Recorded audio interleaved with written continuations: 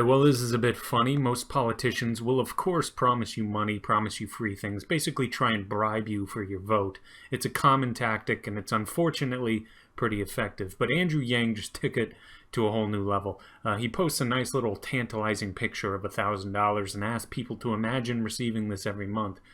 If this isn't an obvious attempt to get voters to start salivating over just receiving free money, then I'm not really sure what is. This is a full frontal display of that political tactic of simply purchasing votes and purchasing support.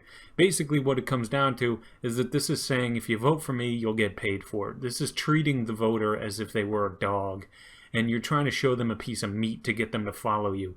And it's sort of sad, because I was actually just saying some positive things about Yang last week. I was actually impressed by his performance, specifically with Dave Rubin, that interview he did, because he was actually able to answer some pretty tough questions. And of all the Democratic candidates, he does seem to have the best handle on his platform and how he's going to implement what he wants to implement. One big problem, of course, with this UBI is inflation. Also the fact that if every single person from 18 to 64 years old in the U.S. is receiving this money, that becomes the new floor. Every employer will know everyone is making 12 grand a year, so they can begin to negotiate lower salaries, and people might be more willing to accept, thus at least partially eroding the goal this UBI is trying to achieve. Landlords may begin charging high rent for the exact same reason. Car dealerships will up their prices for the exact same reason. Grocery stores will up their prices for the exact same reason. And that will happen throughout the economy. The only way to stop this would be price ceilings, and I wouldn't put it past politicians to attempt that age-old trick. And of course, with price ceilings and a guaranteed face value of money of cash in everyone's pocket, you can expect to see shortages.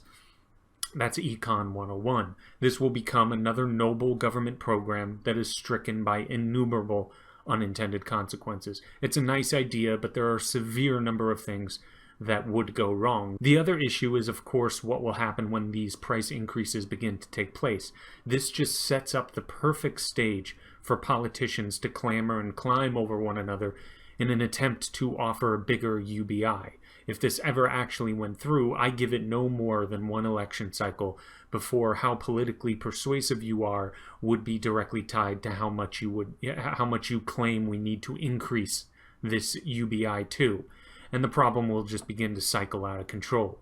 You'd likely get a ton of candidates posting pictures just like this, but that stack of money will be getting bigger and bigger and bigger. It seems nice, but buying votes never seems to work out in the long run. And not only that, programs like this just end up being a competition between politicians on who can say the biggest number. But that's it for now. Please like, subscribe, share this video, and take it easy.